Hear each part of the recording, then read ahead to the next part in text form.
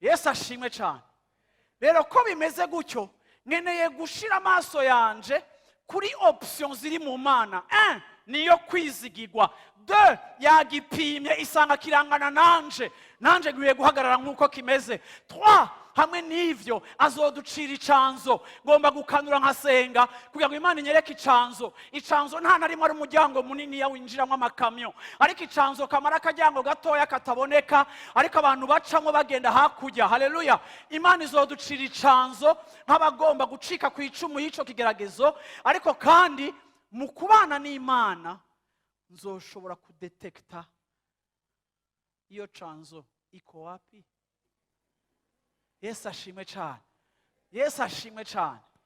Yesu ashimwe cyane. Rero ndaje kubabwira no musi muri kino gitondo ngo bamwe muri mwebwe ibigeragezo murimo ntiharagera ko bihera. Biracahari, ariko kandi mwibuke yuko naho bikihari ubuntu bw'Imana burabahagije. Haleluya. Haleluya. Hariho ubuntu bukwiranye n'ico kigeragezo uriko urabamwo. Yesu ashimwe cyane. Hariho ubuntu bujanye. Reka ndakubwire, nimba ari igihe twiga ku buntu bw'Imana, ni igihe turi mu bigeragezo. Ukavuga ngo jenga ibintu ntibyashika, ngo sinzi ko nzobishobora, ngo jenga nzoca nipfira.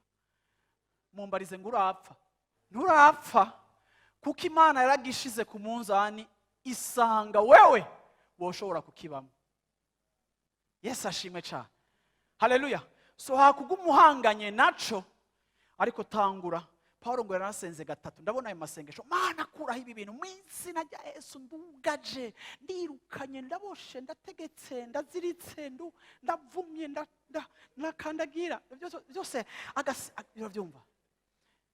Reka ndakubwira, hari amasengesho ubwira Imana ikazorindira umunsi uzohora kugira ivuge.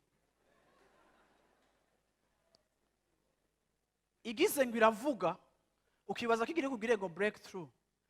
Ivuze igace kugira ngo ubuntu bwanje buraguhagije. Uraruhishijwe n'ico kibazo ku buryo utakiri attentionné kuri grâce yanje.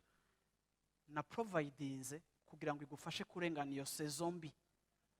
Kandi iki kigeragezo naho ucirukanka ukiga n'amazina y'abadayimoni ukuntu bitwa, kugira ucike umuspecialiste bo kubirukana, nikizogenda, kuko ico kigeragezo kiri en rapport na caractère yawe ndiko ndahindura.